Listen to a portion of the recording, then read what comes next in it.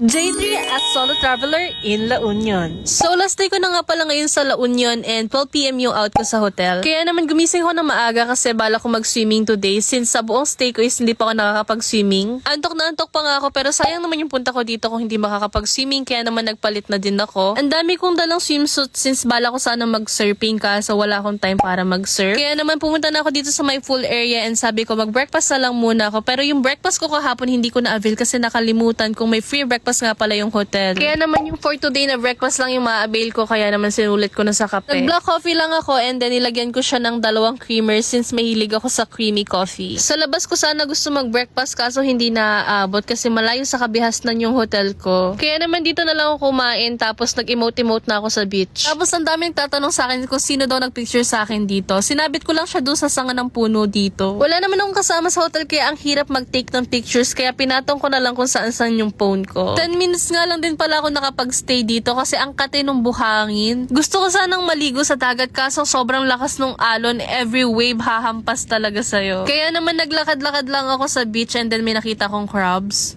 Wala nga din pala masyadong tao dito sa hotel kaya naman nakapag-bikini ako. Tapos tinry ko lang mag-video dito sa beach, pinatong ko lang yung phone ko sa buhangin. Kaso every wave parang aabutin ng tubig yung phone ko. Kasi last time naglalakad lang ako sa may buhangin, biglang lumakas yung alon, nahampas ako, nabasa tuloy ako nang wala sa oras. Kaya naman hindi ako makapag-video ng maayos kasi kahit malayo na yung phone ko, parang aabutin pa rin ng tubig. Kaya naman umalis na ako doon at lumipat na lang ako dito sa pool para maligo since fresh water naman to. Naligo lang ako dito, nagbabad lang siguro mga 10 minutes and then tapos na nagayak na rin ako at umuwi ng Laguna.